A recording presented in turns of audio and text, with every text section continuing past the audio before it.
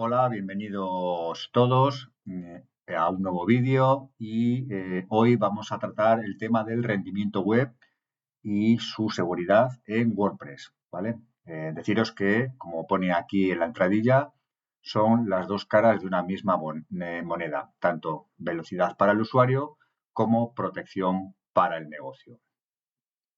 Bien, no tener optimizada la velocidad de carga de una página web va a suponer pues, un retraso muy importante con respecto a todos nuestros competidores. ¿Por qué? Pues porque el tiempo de carga influye en el posicionamiento y en las conversiones, especialmente en la página de resultados de Google. Google a este respecto es bastante claro. Prioriza la experiencia de usuario, y, por tanto, le gusta que las webs carguen en menos de 3 segundos. Si es una web lenta, la va a llevar al fondo del armario, pero además exige que también esta página viaje por un protocolo seguro como es el HTTPS, ¿de acuerdo? Porque nos va a proteger del malware. Acordaros que el protocolo HTTPS lo que hace es cifrar de extremo a extremo toda la información que viaja desde el servidor web donde está alojada la página web hasta el navegador del usuario. Con la tecnología 6G probablemente estos tiempos de carga elevados pues pueden ser ya cosa del pasado. Ya acordaros que está ya muy implementada la tecnología 5G.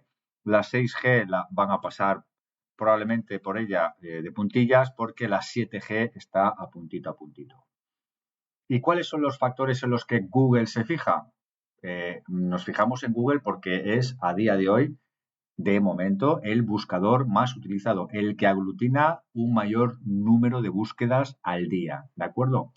Entonces, Google se fija cuando analiza un sitio web principalmente en estos factores. Lo primero, que la página tiene que ser mobile first, es decir, la página web tiene que tener un diseño absolutamente adaptable para cualquier resolución de pantalla. Si no se ve perfecto en móvil, que es cuando es que siempre tenemos que diseñar, la primera versión es la móvil, ¿vale? Si no se ve perfectamente en el móvil, Google probablemente nos desindexe. Es decir, que no vamos a aparecer en sus resultados nunca. Otro factor en el que se fija mucho Google es cómo es la estructura web. Es decir, nuestra web tiene que tener una jerarquía muy clara, una navegación lógica. ¿Para qué? Pues para facilitar la experiencia de usuario que sea óptima y facilitar el rastreo del robot de Google. Una web que está bien estructurada a nivel de maquetación y bien estructurados sus contenidos, marcados por una jerarquía H1 hasta H6, ¿vale? Pues Google lo tiene muy en cuenta porque va a utilizar muchísimos menos recursos para introducirse en nuestra web y escanearla al completo, ¿de acuerdo? Bien, otro factor muy importante es el contenido, que tiene que ser de valor.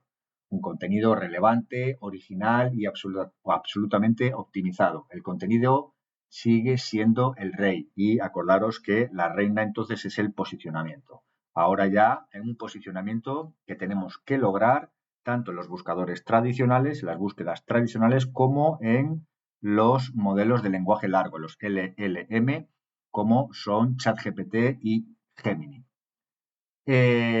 Otro factor importante es el uso de palabras clave, el uso natural de estas palabras claves que tenemos que introducir en nuestros textos, en nuestros contenidos, como pueden ser los párrafos, los encabezados, los botones, los nombres de las imágenes, de los archivos de imágenes, el atributo alt de las imágenes, que es una descripción de las imágenes, pues también podemos meter palabras claves, porque eso permite a Google catalogar por orden temático de qué va nuestro sitio web.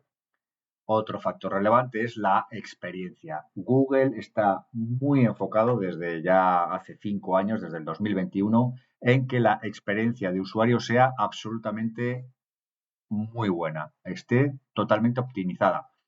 Y uno de los principios básicos es que la velocidad de carga del sitio web tarde menos de 3 segundos. Esto se puede medir con las famosas Core Web Vitals y además nuestra página web tiene que tener una usabilidad impecable. La usabilidad, acordaros que la podemos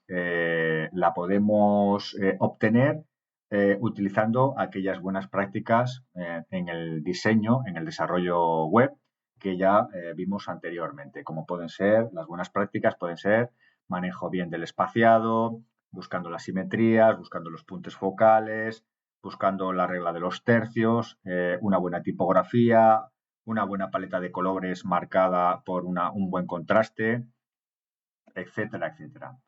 Otro factor importante es la autoridad. Esto es lo que busca Google en nuestras páginas, que busca que tengamos una reputación basada, por ejemplo, en la calidad de los enlaces entrantes que está recibiendo mi página desde otras páginas web externas. Esto es lo que se llaman los backlinks. Pero esta autoridad también se demuestra pues poniendo los comentarios de los usuarios, por ejemplo, al final de nuestra página web. Es muy importante porque le estamos diciendo a Google qué es lo que opina la gente sobre nuestros contenidos y es muy, muy interesante. De la seguridad SSL ya hemos hablado, es decir, que viajamos por el protocolo HTTPS es absolutamente obligatorio y es una protección total contra, bueno, total, vaya, nos acercamos a esa protección máxima contra malware y phishing, ¿vale? Phishing es que engañan a los usuarios con enlaces fraudulentos y nos llevan a páginas web que son copias de las originales. Por ejemplo, esto ocurre mucho con las páginas web de los bancos. Cuidado, ¿de acuerdo? Otro factor que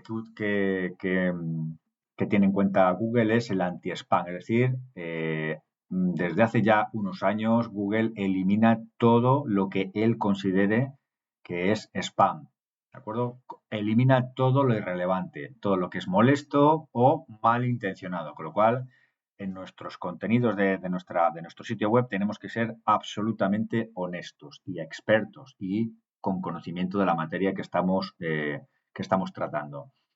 Y luego también lo último que tenemos que tener en cuenta es que tenemos que preparar nuestro sitio web para las inteligencias artificiales.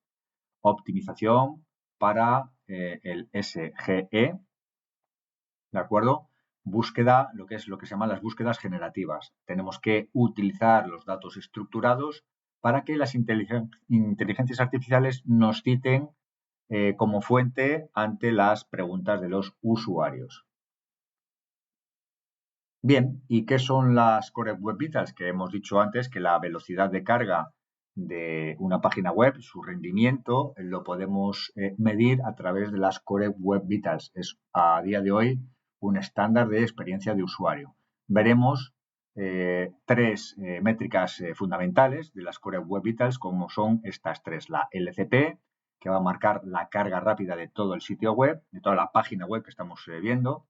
El NCP, que es la respuesta instantánea de la página ante la interacción de los usuarios, y el CLS, que es la estabilidad visual, cómo se adaptan, cómo se acoplan los contenidos, los bloques de contenidos de nuestras páginas web cuando, por ejemplo, un usuario pasa de tener el móvil en modo vertical a modo horizontal o simplemente cuando salen banners de publicidad, si esos banners van a desplazar nuestros bloques de contenido o, por contra, optimizando este efecto, tenemos guardado un espacio, no guardado, sino tenemos reservado un espacio para este tipo de publicidades para que no afecte a el resto de los bloques de contenido de nuestras páginas web.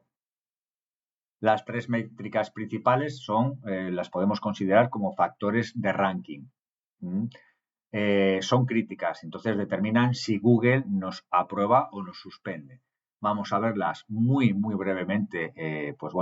Lo básico, ¿de acuerdo? El LCP se llama Largest Contentful Paint, está relacionado con la velocidad de carga. Mide el tiempo hasta que se renderiza el elemento de contenido más grande visible, tanto imagen como texto.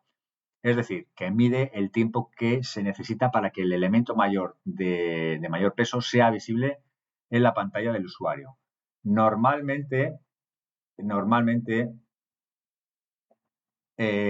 a ver, el valor óptimo está por debajo de 2,5 segundos, ¿vale? Entre 2,5 segundos y 4 segundos tenemos una necesidad de mejorarlo y aquí ya tendríamos un problema. A partir de los 4 segundos, fijaros que la optimización está hecha para 2,5 segundos la velocidad de carga de cualquiera de nuestras páginas web. Pasamos al INP, es la segunda métrica importante de las Core Web Vitals, que mide la capacidad de respuesta, como os he comentado anteriormente. Evalúa la capacidad de respuesta general de una página frente a las interacciones del usuario. INP considera todas las interacciones que el usuario realiza mientras navega, como por ejemplo pueden ser los clics, las entradas por teclado, los movimientos de ratón, el scroll, y, por tanto, el valor que recibirá INP será el de la interacción más larga observada y tiene que estar por debajo de los 200 milisegundos. Si lo tenemos por encima de los 500 milisegundos, tenemos un problema, ¿de acuerdo? Tendríamos un NP no aceptable para Google.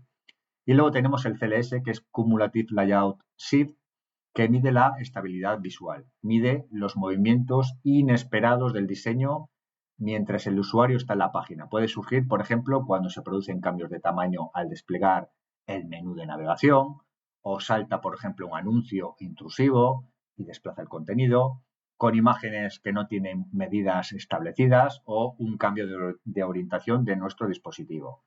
La medida optimizada está por debajo de un parámetro que es de 0,1.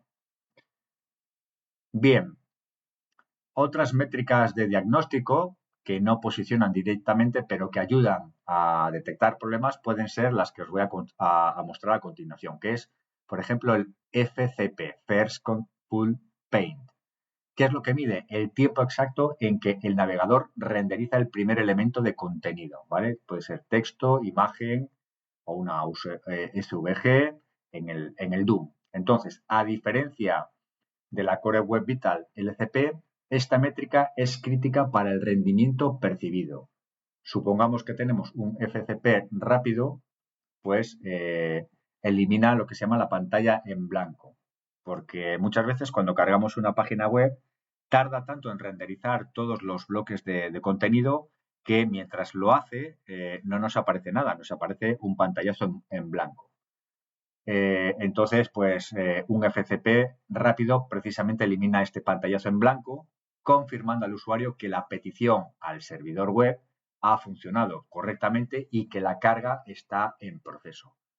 Normalmente tenemos que fijarnos que esta métrica tiene que estar por debajo de 1,8 segundos. Bien, luego tenemos otra métrica bastante interesante, que es el Total Blocking Time, TBT. ¿Y en qué consiste? Pues es el tiempo total acumulado en el que la página parece visible pero está congelada, ¿vale? Procesando código interno JavaScript, lo que impide que responda a los clics del usuario, por ejemplo. Este bloqueo, ¿cuándo ocurre? Pues ocurre en el intervalo crítico desde que aparece el primer contenido de la página hasta que la página es totalmente funcional. ¿Cómo lo calcula Google? Esto es es un tiempo de bloqueo, ¿vale? Hasta que se carga toda la funcionalidad, por ejemplo, de JavaScript. Entonces, ¿cómo lo calcula Google? Se analizan todas las tareas largas de JavaScript, que tienen que ser las que son mayores de 50 milisegundos, y el tiempo de bloqueo es solo el excedente de esos 50 milisegundos. Ejemplo, si una tarea tarda 120 milisegundos, tiene un JavaScript pesado, el tiempo de bloqueo sumado al TBT es 70. Tenemos que restar esos 120 milisegundos menos los 50 milisegundos de rigor, ¿de acuerdo? Un TBT aceptable siempre tiene que estar por debajo de los 200 milisegundos, con lo cual, en este caso, esta tarea que tardaba 120 milisegundos, al final tiene el tiempo de bloqueo sumado al TBT es de 70, con lo cual estamos por debajo de 200 milisegundos. Esto es bastante interesante. Bien, ¿Cómo podemos optimizar el rendimiento de nuestra web? Pues evidentemente optimizando esas métricas que acabamos de ver. Ya conocemos los problemas, pues aquí os aporto una serie de soluciones técnicas organizadas según la métrica que necesitamos mejorar. ¿Cómo mejoramos el LCP? La carga. Pues una de las medidas es tener un buen hosting, que normalmente es la base de todo. Es decir, un alojamiento compartido barato comparte recursos con cientos de webs, con lo cual la consecuencia es que podemos encontrarnos con cuellos de botella a la hora del tráfico web, y entonces nos vamos a encontrar con tiempos de respuesta lentos. Otro es lo que se llama el HTTP2, es el protocolo HTTP, que es la base de la comunicación de datos en la World Wide Web. Pues bueno, el protocolo HTTP ya en su segunda versión es más eficaz y más rápido que el HTTP en su versión 1. Y la mayoría del hosting, afortunadamente, ya lo tienen por defecto. Tenemos que tener el módulo de PHP absolutamente actualizado a su última versión. ¿Por qué? Ya sabéis que el código PHP se ejecuta en el servidor y cuando lo ha procesado el servidor es cuando nos manda la respuesta procesada a nuestro navegador. Entonces, una versión nueva de PHP, como puede ser la versión 8.2 o la 8.3, hacen que el servidor piense y procese el código hasta un 30 o 50% más rápido que en versiones antiguas. Otro factor en el que podemos mejorar el LCP es ver y tratar la caché del servidor. La caché es como una memoria que almacena una copia estática de nuestra página web para evitar procesar el código nuevamente en cada nueva visita del usuario. ¿Esto qué es lo que permite? Pues acelera enormemente la carga, aunque a veces nos puede impedir ver las últimas actualizaciones, porque si estamos todo el día tirando de esa versión web que hemos guardado en la memoria caché para que la página web cargue rápido en posteriores visitas de los usuarios, pues a veces impide ver las actualizaciones. Entonces, lo que tenemos que hacer es limpiar regularmente la caché y WordPress lo hace muy bien con un plugin que os recomiendo, que es el www3 Total Cache. Eso es uno de los plugins que yo os recomiendo que tengáis siempre cargados en vuestro diseño de WordPress. ¿Qué es el CDN? Pues es una red de distribución de contenidos. Es decir, es un grupo de servidores que están repartidos en distintas zonas geográficas que van a acelerar o reducir lo que se llama el tiempo de latencia, va a acelerar la entrega del contenido web al acercarlo a los usuarios. Por ejemplo, yo tengo un negocio de comercio electrónico, ¿de acuerdo? Y lo tengo distribuido en diferentes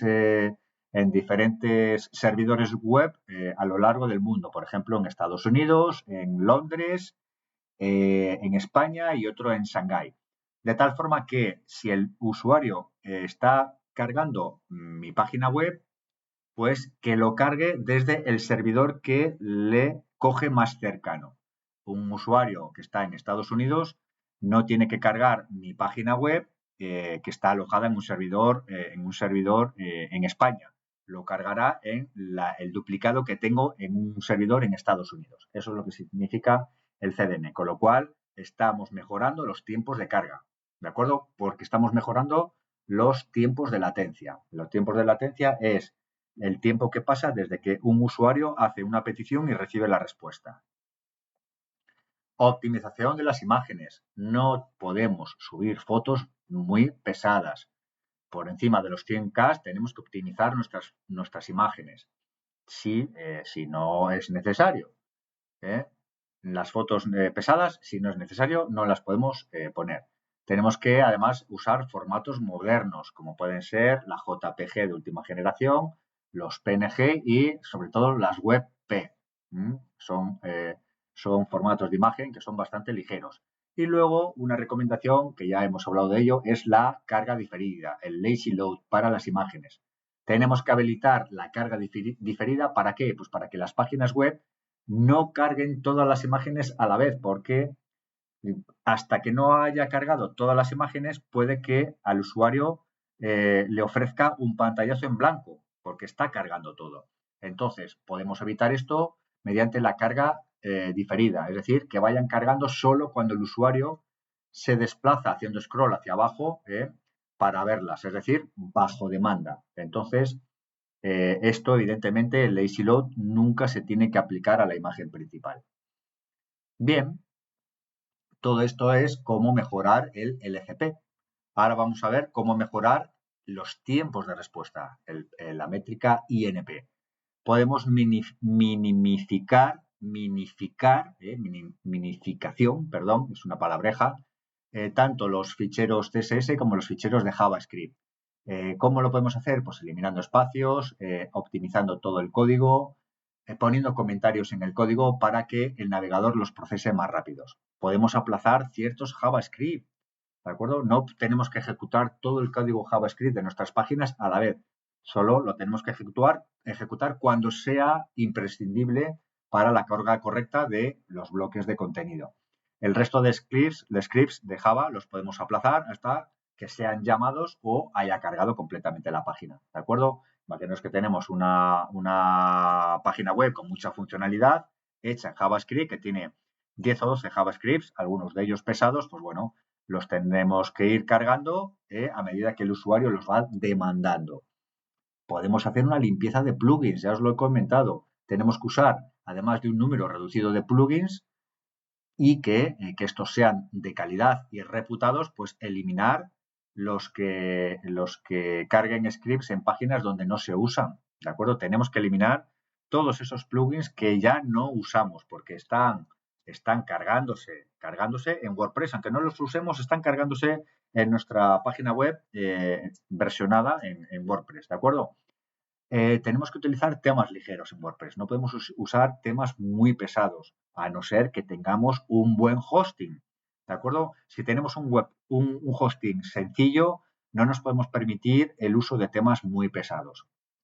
Entonces hay que usar plantillas ligeras sin excesos de JavaScript y al tener menos código HTML y CSS basura, pues la página se pinta, entre comillas, mucho más rápido. Las bases de datos, si utilizamos bases de datos, tenemos que limpiar muchas veces esas tablas que nos quedan huérfanas, que ya no sirven para nada, que ya no utilizamos y tenemos que revisar pues todas esas bases de datos antiguas, esas tablas antiguas, para que las consultas de PHP sean instantáneas. Con lo cual, tenemos que optimizar permanentemente nuestra base de datos y esto es tan importante como realizar copias de seguridad regularmente, que ya veremos que es uno de los pasos. Optimización del núcleo de WordPress. No, a veces surgen esas optimizaciones, ¿de acuerdo? No solo en los temas de los plugins, sino en el propio corazón de WordPress. Entonces, la recomendación es mantener siempre tu WordPress actualizado, junto con las actualizaciones de esas versiones de PHP y esas versiones de MySQL, siempre en nuestro servidor. Las versiones obsoletas ejecutan procesos más lentos y son la puerta de entrada de los hackers que conocen estas vulnerabilidades de estas versiones antiguas. Y las llamadas externas. Tenemos que reducir al máximo scripts de terceros, es decir, chats, mapas y redes sociales en la medida de lo posible. O cargarlo de forma asíncrona, por ejemplo, en el footer. ¿De acuerdo? ¿Por qué? Pues porque suelen bloquear la interactividad.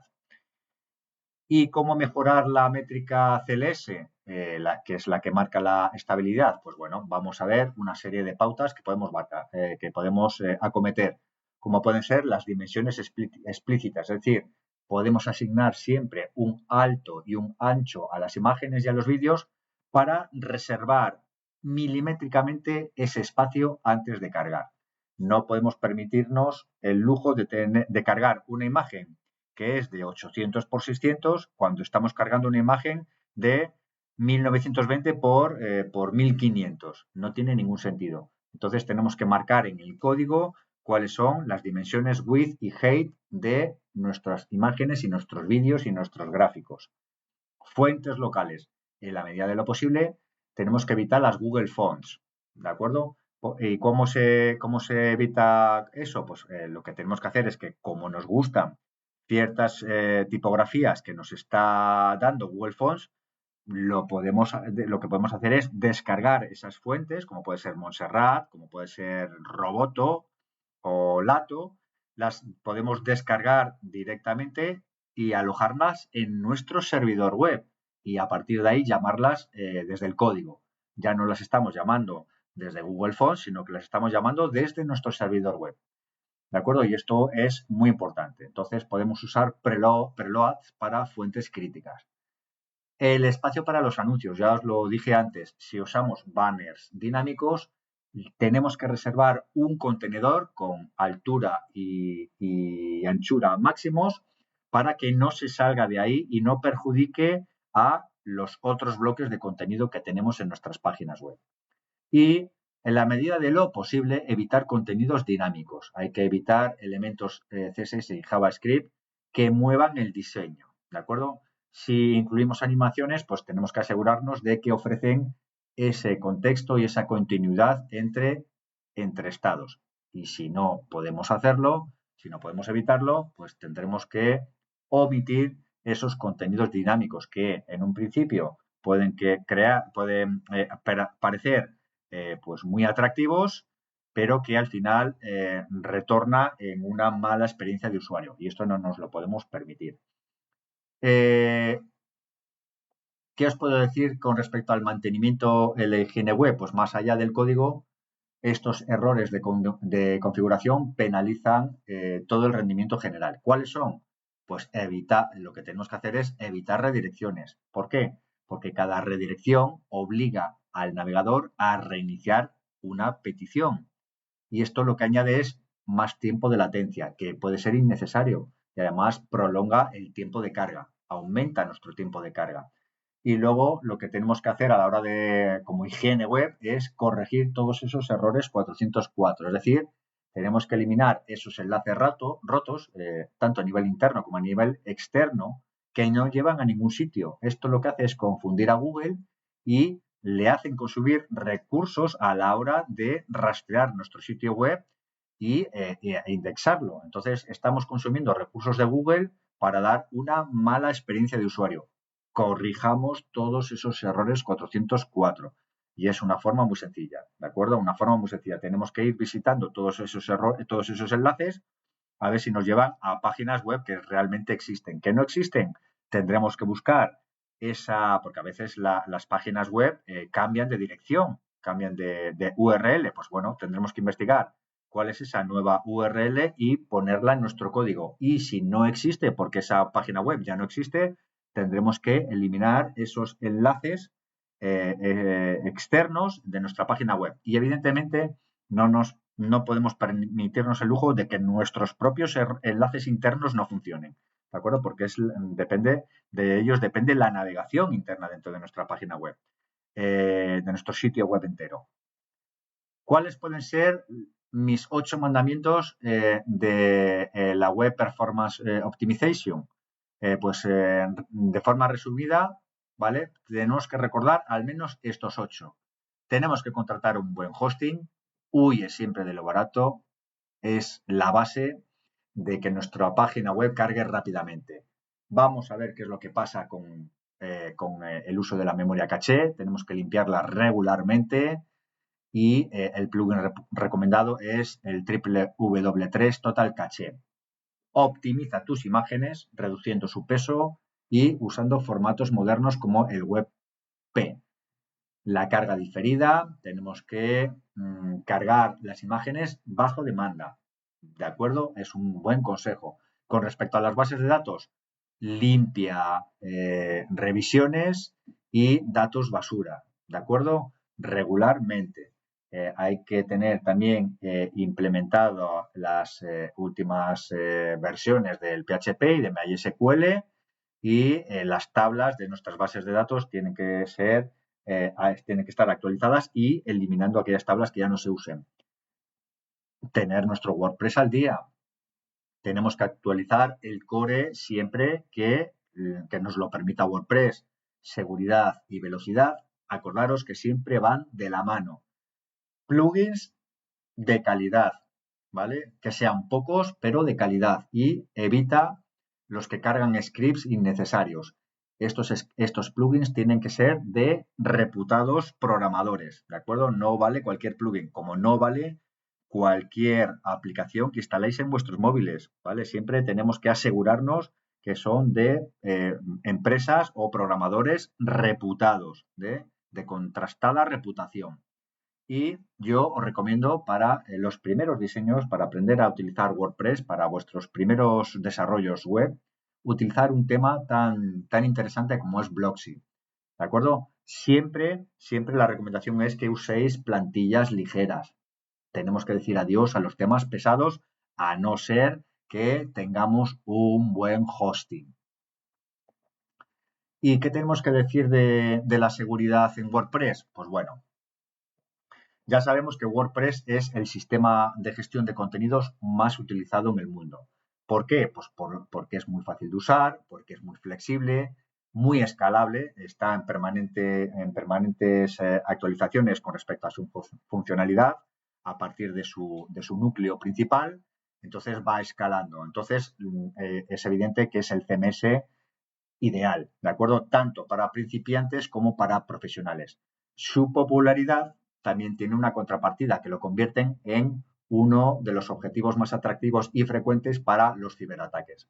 Por lo tanto, los administradores de WordPress han de comprender la importancia de implementar grandes medidas de seguridad que sean adecuadas para proteger no solo el sitio web, sino los datos de los usuarios.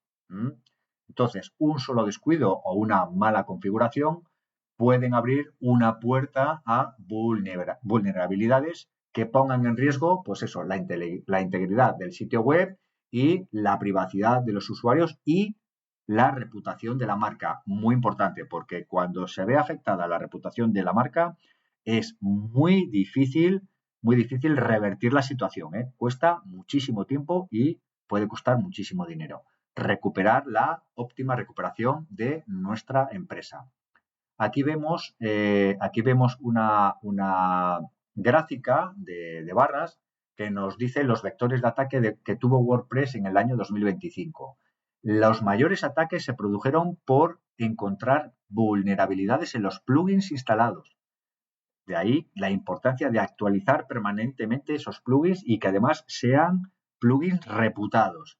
¿De acuerdo? Otro de los vectores de ataque que utilizaron los malos fueron pues, ataques por fuerza bruta o por utilizar los webmasters, utilizar contraseñas muy débiles, como a nadie se le ocurre utilizar la contraseña 1, 2, 3, 4, 5, 6 o la que viene por defecto en WordPress, tanto para el sistema de administración WordPress Admin como el acceso a las bases de datos.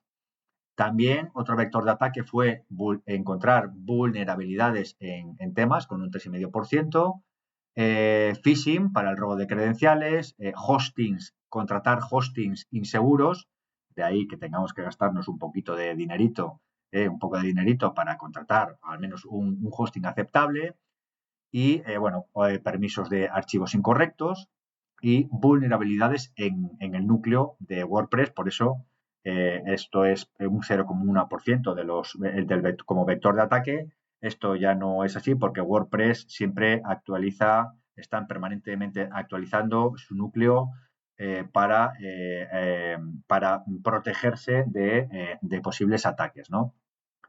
Bien. ¿Dónde encontramos las debilidades? Pues por ejemplo, podemos tener debilidades por errores de diseño o simplemente de implementación o de configuración. Por ejemplo, una entrada de datos no verificada en un formulario.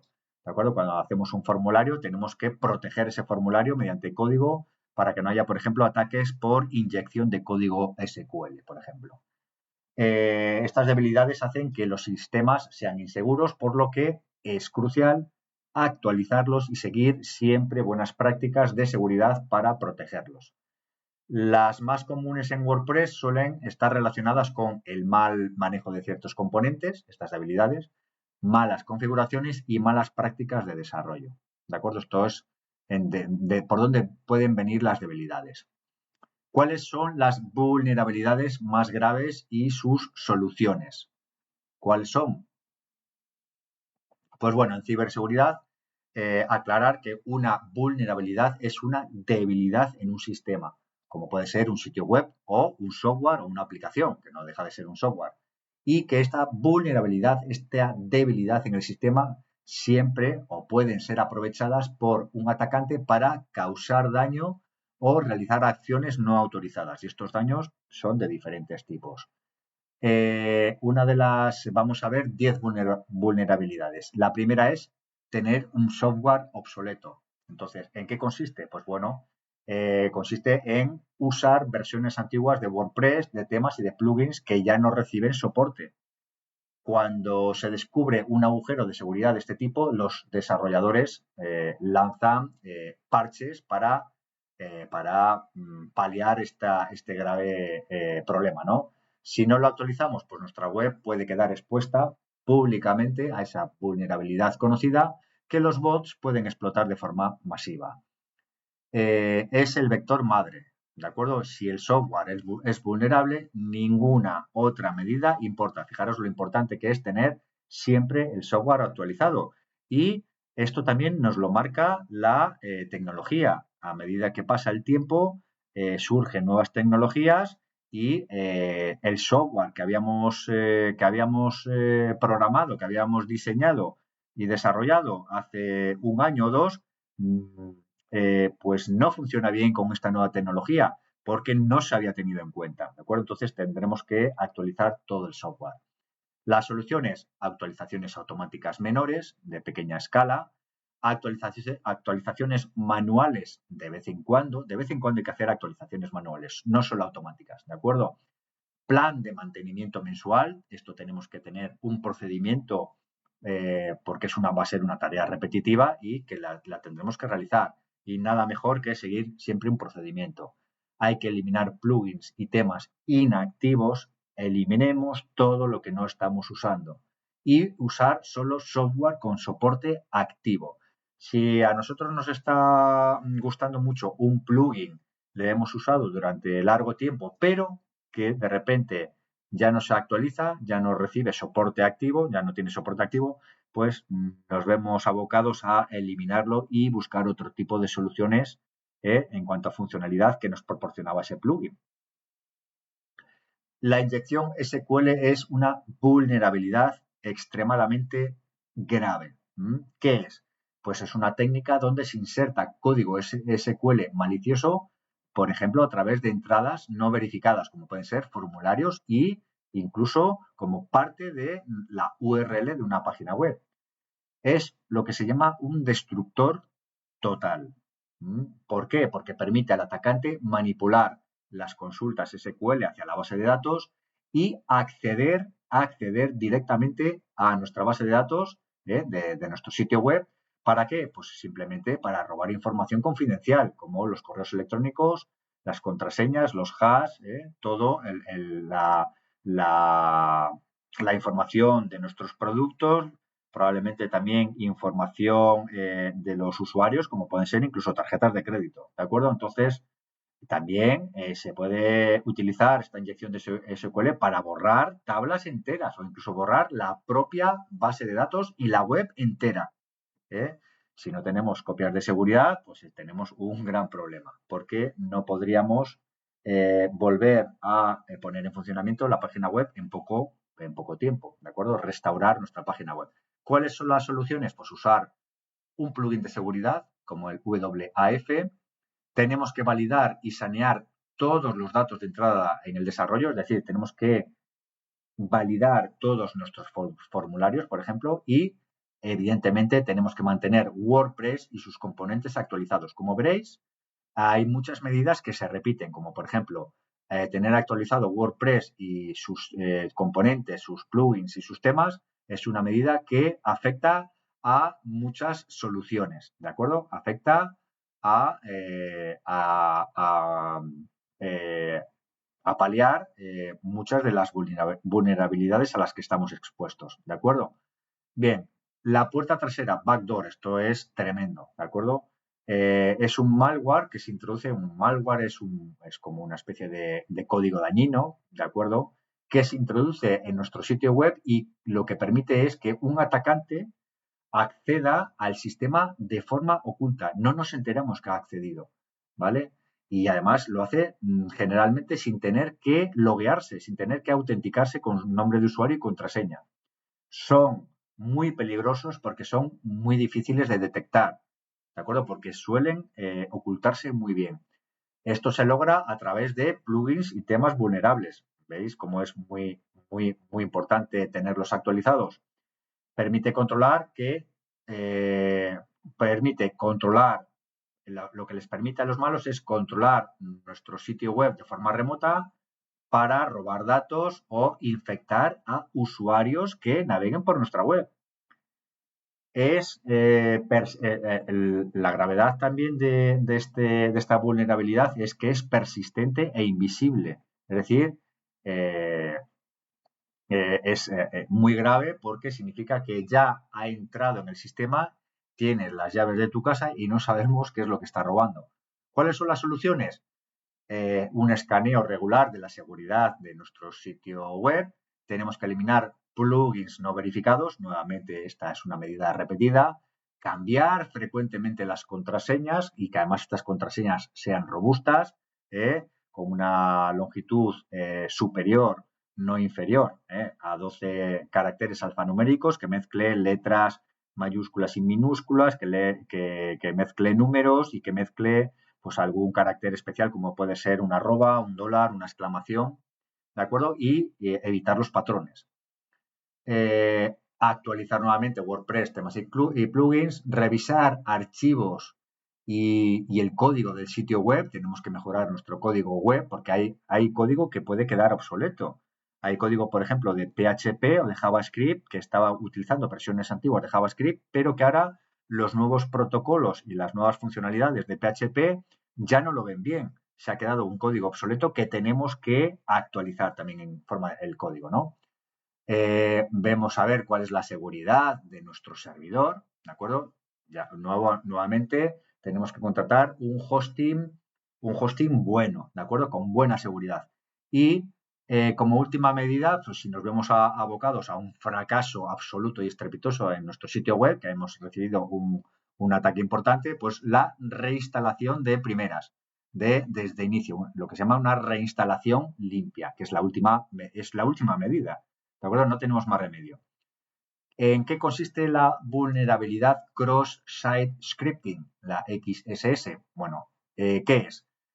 Pues en que los atacantes inyectan scripts, generalmente en formato JavaScript, son scripts maliciosos, en las páginas web que son ejecutadas en los navegadores de los usuarios. Cuando un usuario accede a una página web a través de su navegador, va cargando todo ese código JavaScript. Pero ¿quién te dice a ti que no estamos visitando una página web fraudulenta que está cargando códigos JavaScript que son maliciosos, ¿vale? Y además no te enteras. Entonces, no ataca al servidor, sino que ataca al usuario.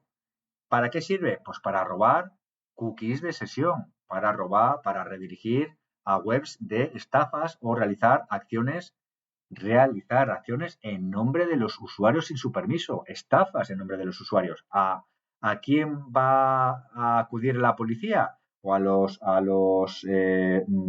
el departamento de seguridad o de ciberdelitos? Pues evidentemente a ti. El usuario, el hacker ha utilizado tus datos, ha hecho una suplantación de identidad y lo ha utilizado para delinquir en tu nombre. Entonces, cuidado, que es un engaño que generalmente no borra la base de datos ni tumba el servidor, pero que daña la reputación y afecta a nuestros visitantes. Pero la infraestructura suele sobrevivir. Es una vulnerabilidad muy compleja con soluciones, atención, muy técnicas. No están al alcance de cualquiera.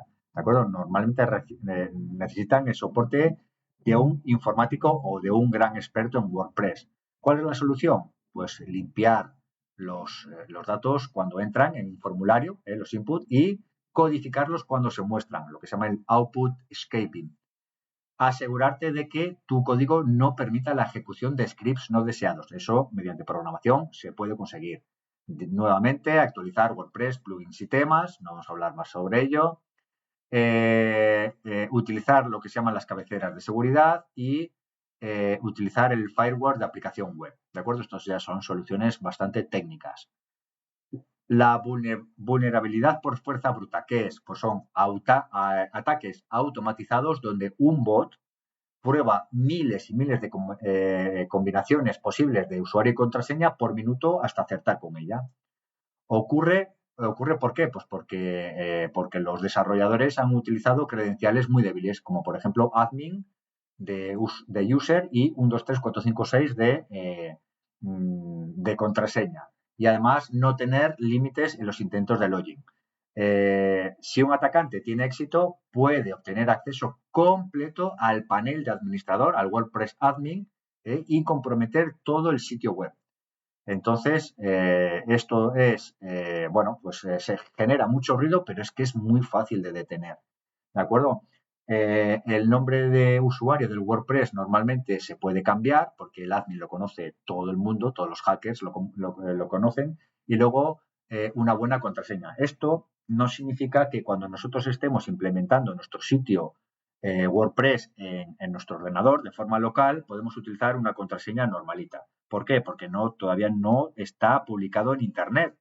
¿De acuerdo? Pero una vez que migremos todo nuestro WordPress al WordPress que tenemos instalado en el servidor web, en nuestro hosting, aquí ya sí tenemos que asegurarnos de cambiar las contraseñas por unas muchísimo más robustas y cambiarlas mensualmente. Ojo, aquí es lo que os digo, contraseñas fuertes es la solución, limitar los inicios de sesión, es decir, podemos programarlo con un plugin que se llama Limit Login Attempts.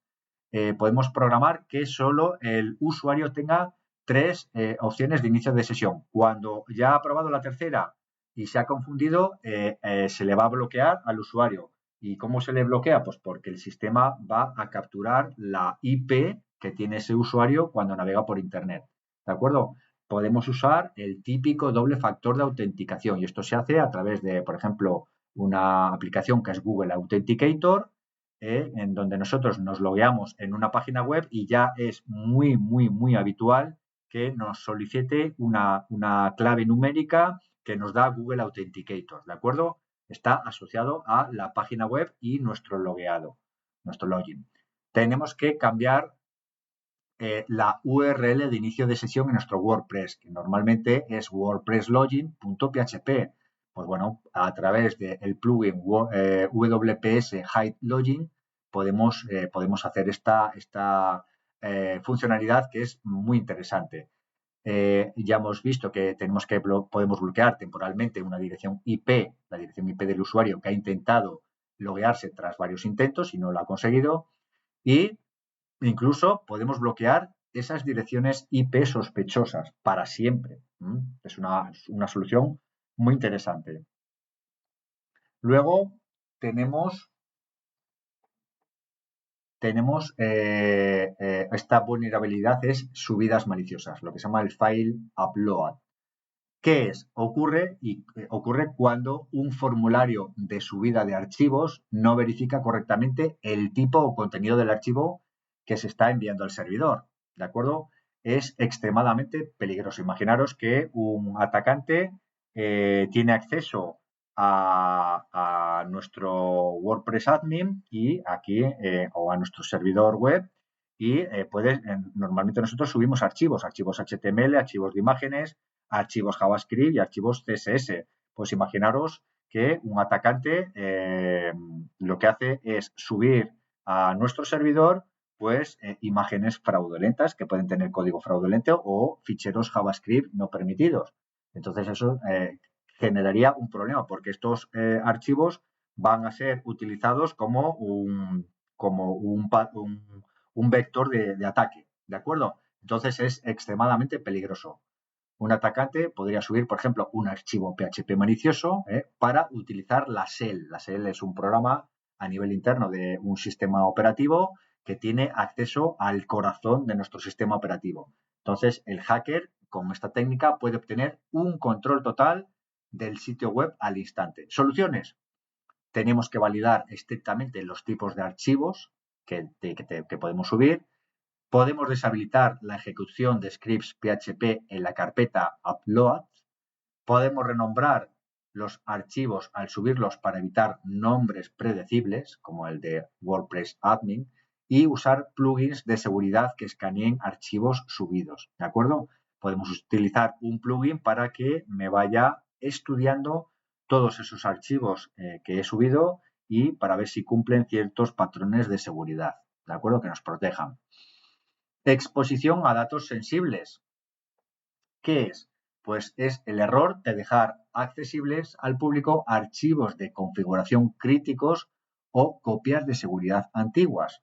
Archivos como por ejemplo el WordPress config.php o .env, carpetas.git o backups llamados, por ejemplo, webbackup.zip. A menudo se dejan en la raíz de nuestro sitio web por descuido. En la raíz significa es el directorio principal donde tenemos index.html. Si un bot los encuentra, pues seguramente va a encontrar las contraseñas de la base de datos y claves de salteado, lo que se llaman las salt keys. Soluciones. Tenemos que mover el archivo WordPress-config.php a un nivel por encima de la carpeta raíz pública. Podemos bloquear el acceso a archivos sensibles mediante un fichero que es .htaccess, que se tiene que colocar en la misma carpeta raíz en donde está nuestro fichero index.html. Y podemos eliminar siempre esos archivos de backup del servidor tras descargarlos, ¿de acuerdo? No tiene ningún sentido tener copias de seguridad en el servidor web, porque si nos ataca nuestro servidor web, adiós. Esas copias de seguridad en forma local y en uno o dos sitios, porque siempre tenemos, a veces nos encontramos con disgustos de que el disco duro en donde teníamos esa copia de seguridad, pues ha tenido problemas de acceso y adiós, ha cascado y adiós. Entonces, tener esa copia de seguridad en 2 o 3 sitios replicado. Otra de las vulnerabilidades es que los atacantes juegan con los permisos de los archivos. Suelen encontrarse archivos con permisos inseguros como el 777. Esto es un poco difícil de entender a nivel técnico, pero bueno, voy a intentar explicarlo. ¿Qué es? Es una mala configuración de los permisos de lectura, de escritura y de ejecución que tienen todos los archivos y que están instalados en el servidor. ¿De acuerdo? El error más común es asignar el permiso 777, que es el control total para todo el mundo, ¿de acuerdo? Para arreglar problemas rápido. Y esto permite que cualquier hacker modifique tus archivos. Aquí tenemos cómo funciona esto, ¿de acuerdo? Es el esquema de permisos. Por ejemplo, el permiso 777, fijaros que tenemos a nivel propietario, a nivel de grupos ya y para otros usuarios. A nivel de cada uno de estos tres grupos, ¿de acuerdo?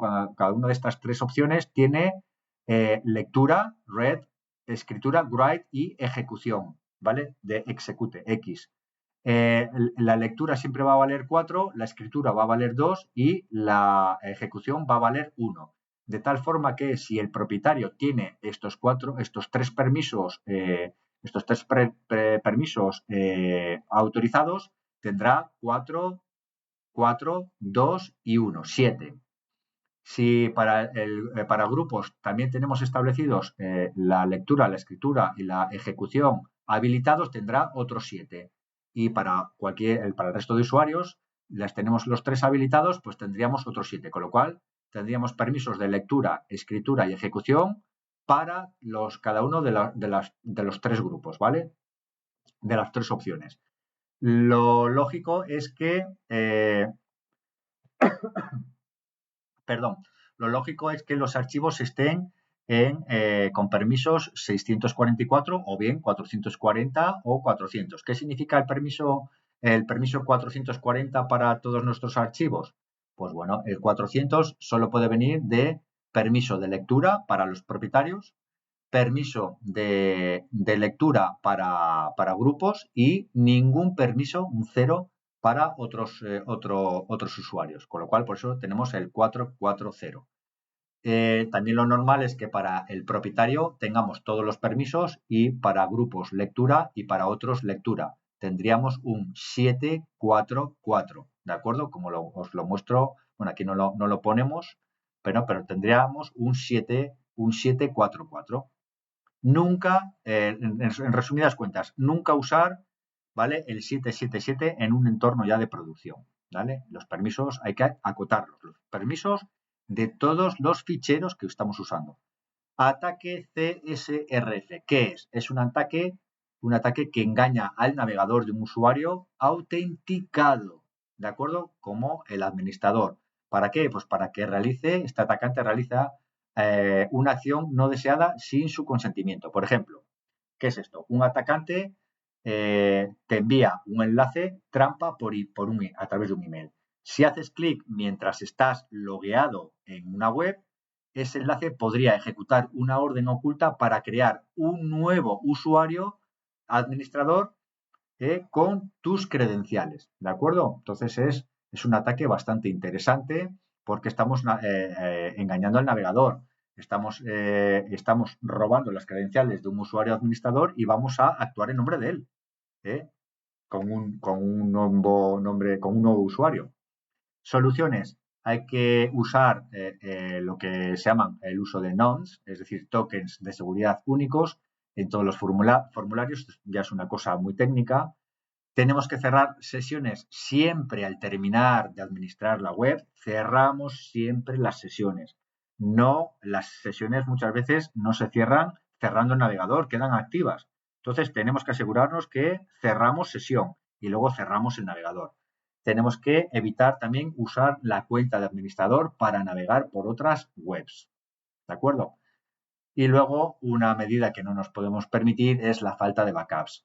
¿Qué es la carencia de una estrategia de copias de seguridad automáticas, recurrentes y almacenadas externamente? Es muy, muy, muy grave, ¿de acuerdo? Aunque no es un ataque en sí, es una vulnerabilidad definitiva. Si sufrimos un ataque por ransomware, es decir, es un ataque que nos va a bloquear todo nuestro sistema o toda nuestra página web, incluso nuestro ordenador y todos nuestros ficheros, y además solicitan un ataque, una recompensa, solicitan una cantidad de dinero para recuperar toda tu información, y además suelen pedir bitcoins porque es algo irrastreable. Entonces, si sufrimos un ataque de este tipo, es muy, muy, muy fastidioso, y hay muchas empresas que han perdido datos porque no han querido pagar, porque pagar tampoco significa que vayas a recuperar esos datos. Estamos negociando con hackers. Entonces, pues puede ocurrir de todo. Entonces, si sufrimos un error de este tipo, un error humano fatal o un ataque destructivo, si no tenemos un backup, nos vamos a ver en un problema muy grave. Soluciones. Tenemos que automatizar backups diarios, ¿de acuerdo? Hay empresas que lo hacen, tanto de la base de datos como de los archivos de nuestra propia página web. Los tenemos que almacenar de forma externa obligatoriamente. Podemos hacerlo en Google Drive o en Dropbox a través de una cuenta de pago, ¿de acuerdo?, que tiene más seguridad, o otro tipo de sistemas como pueden ser en Amazon Web Services. Y realizar pruebas periódicas de restauración para asegurar que funciona, porque nosotros podemos estar muy tranquilos que hemos hecho una copia de seguridad estupenda, que a la hora de que hemos sufrido un ataque y nos han eliminado nuestra página, queremos restaurar esa página utilizando una de nuestras copias de seguridad y esa copia de seguridad no funciona. Entonces tendremos que asegurarnos de vez en cuando que esas copias de seguridad funcionan, son 100% operativas. Bueno, ¿y qué otras acciones? Estas son todas las vulnerabilidades, ¿de acuerdo? Estas 10 vulnerabilidades con sus soluciones. ¿Qué es lo que significan y sus posibles soluciones? Y ahora lo que vamos a ver son esas acciones específicas de seguridad. Siempre tienen que estar contempladas en un plan de defensa digital, ¿de acuerdo? Son, 16 puntos, pero que sin embargo no vamos a entrar en detalles en ellas. Es para que los tengáis en cuenta. ¿De acuerdo? A modo de resumen gráfico, yo que vosotros anotaba estas 16 medidas de seguridad que son esenciales y que todo profesional web debería aplicar antes de lanzar cualquier proyecto a Internet. los vamos a ordenar atendiendo a una narrativa de construcción, desde los cimientos, pasando por la higiene, hasta blindar la puerta, blindaje técnico y mantenimiento. Hemos establecido un sistema de colores, ¿de acuerdo? Infraestructura, higiene, acceso, técnico y mantenimiento, ¿de acuerdo? Los primeros, venga, los primeros son los que corresponden a la infraestructura. Acordaros que son acciones específicas de seguridad que tenemos que implementar. La primera, contratar un buen hosting, ya lo hemos visto, no voy a deciros más, con un buen soporte, las 24 horas del día, es un soporte 24/7 los 365 días del año, y si tenemos un soporte en español, pues mejor, ¿no? Otra medida de seguridad, tener las versiones de PHP últimas, ¿de acuerdo? Siempre con la última versión en nuestro hosting. Movernos a través de un certificado SSL, es decir, navegamos por el protocolo HTTPS. Nada de nullets, lo que se llaman nullets, es decir, hay que huir de temas y plugins piratas, nos salen muy baratos, claro, pero nada de cosas piratas, porque son la puerta de entrada número 1 de virus, ¿vale?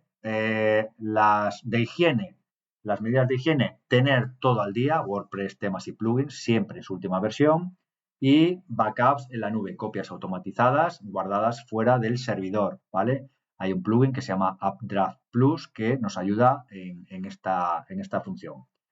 A nivel de acceso, tenemos que decir adiós a admin, es decir, no uses el usuario admin para hacerlo todo, siempre crea otro con un nombre único.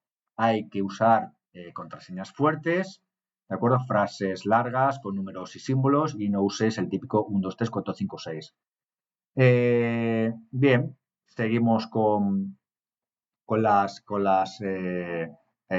acciones de acceso. Activa siempre el sistema de doble autenticación, utiliza, por ejemplo, Google Authenticator. Tenemos que frenar el número de intentos que tienen los usuarios para acceder para registrarse en nuestro sitio web, ¿de acuerdo? O para acceder a WordPress admin, ¿de acuerdo? Un número máximo de 3, por ejemplo, estaría bien. Tenemos que ocultar nuestro login, es decir, tenemos que mover el acceso desde WordPress admin a una URL secreta. Esto facilita que seamos invisibles en este aspecto, y así los hackers, pues bueno, pues no lo tienen tan fácil. Y luego tenemos las medidas técnicas, nos faltan medidas técnicas y la de mantenimiento. Una medida técnica es tener un buen firewall, ¿vale? Porque bloquea muchísimos ataques maliciosos, y un buen plugin puede ser WordFence, ¿de acuerdo? Un buen plugin para WordPress. Bases de datos seguras, tenemos que cambiar normalmente las bases de datos que crea WordPress, si es que las tenemos que crear, pues tienen siempre por defecto un prefijo que es WordPress-bajo. Entonces, lo que podemos hacer es que cuando creemos bases de datos, podemos cambiar por defecto ese prefijo a otro. ¿Por qué? Pues porque los malos saben que las bases de datos, las tablas, tienen este prefijo, ¿vale? Y van a empezar a atacar poniendo el nombre de WordPress-bajo y lo que siga. Los permisos de los archivos que tengamos subidos en el servidor, acordaros, permisos 775, solo lectura, escritura y ejecución para el propietario. Y luego podemos aquí tener lectura y ejecución para grupos y lectura y ejecución para otros usuarios, ¿vale? En carpetas y en archivos, ¿vale? Con los permisos de lectura correctos. Luego tenemos que tener otra medida de técnica es formularios seguros, ¿vale? Tenemos que validar los datos que los usuarios meten en los formularios y evitar esas inyecciones de código SQL. Y finalmente tenemos la medida de mantenimiento. Chequeos regulares, tenemos que escanear semanalmente para detectar archivos modificados y malware, ¿de acuerdo? Esos chequeos regulares son muy interesantes. Y luego ya no vamos a entrar en más detalles, siempre hay acciones avanzadas que solo son alcanzables para expertos, ¿vale? Son modificaciones directas en archivos de configuración, como por ejemplo ocultar errores de PHP en el frontend, desactivar edición de archivos desde el panel, forzar SSL en administración, ¿vale? Todas estas medidas se pueden conseguir con codificación, ¿vale? Con define, esta es la medida que hay que implementar, otra medida, ¿de acuerdo? Desactivar la edición de archivos desde el panel, lo tenemos que poner a true en esta directiva, ¿vale? Y así sucesivamente. Herramientas de diagnóstico y de control, ¿cuáles podemos encontrar? Bueno, ¿y qué herramientas de diagnóstico y de control podemos utilizar? Pues bueno, no puedes mejorar lo que no mides. Entonces, para profesionalizar nuestro trabajo necesitamos un taller de herramientas que diagnostiquen objetivamente la salud de nuestro proyecto. Entonces, aquí tenemos el típico laboratorio de rendimiento, ¿vale? El WPO. Y para este laboratorio podemos utilizar dos herramientas muy interesantes, como es PageSpeed Insight, que hace de juez, ¿no? Entonces, es la herramienta oficial de Google y es la única que importa para el SEO. ¿Por qué? Porque mide las famosas Core Web Vitals.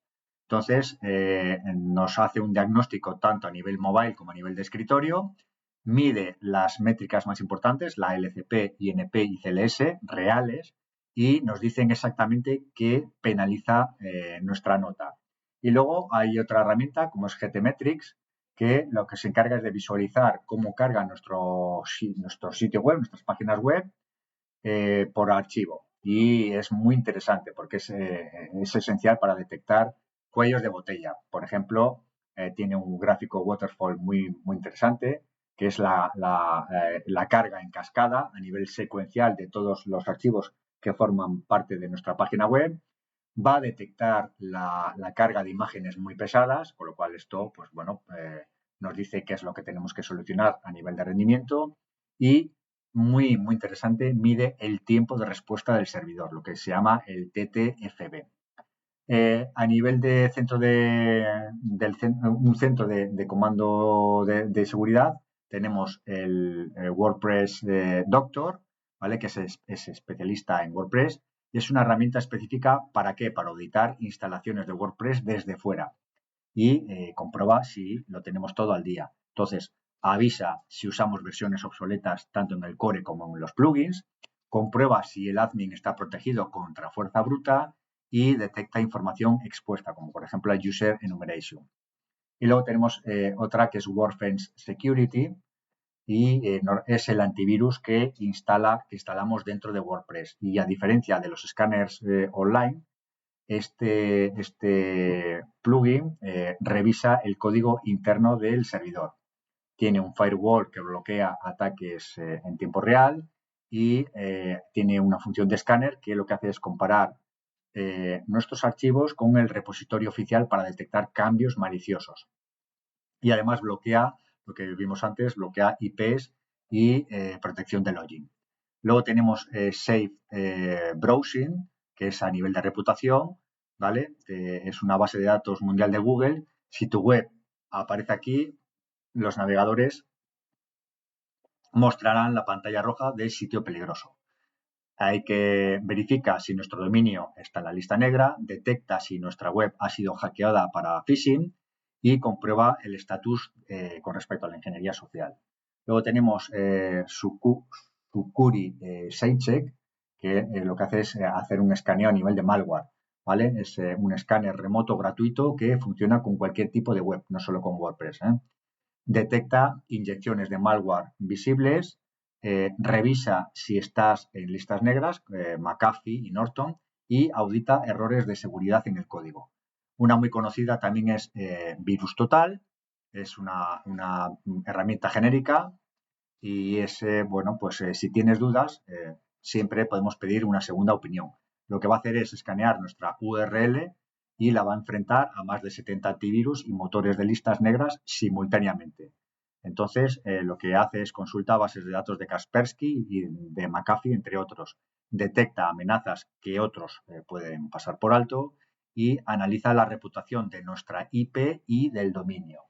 Y luego tenemos la Qualys SL Labs, que es una auditoría que hace a nivel de certificados SSL, es también genérica, y es el estándar de oro para comprobar si nuestro candadito verde es realmente seguro o una falsificación. Esto actualmente está muy de moda, ¿eh? Lo que va a hacer es analizar la configuración de nuestro certificado HTTPS, nos va a dar una nota A, B, C, según la seguridad y detecta protocolos antiguos que pueden ser vulnerables. El consejo profesional es que la seguridad, ya hemos acabado el tema, el consejo profesional es que la seguridad y el rendimiento no son un estado final, es un proceso continuo. Entonces, lo que sí que tenemos que hacer es siempre agendar una auditoría con estas herramientas al menos una vez al mes. Para ello, tenemos que implementar, tenemos que crear una especie de procedimiento, un protocolo y que tenemos que seguir mes a mes. La seguridad y el rendimiento no se negocian, ¿de acuerdo? Es una obligación.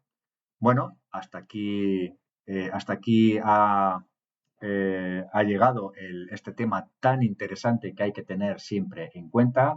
Por lo menos tener en cuenta estas herramientas de diagnóstico y, bueno, pues nos da una idea de a lo que nos estamos enfrentando, pero también se dan soluciones.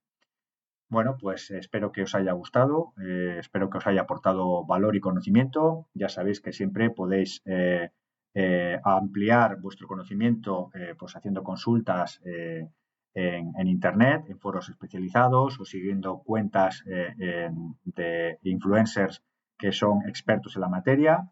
Y pues bueno, espero que os haya sido muy, muy, muy útil. Hasta el próximo vídeo. Saludos.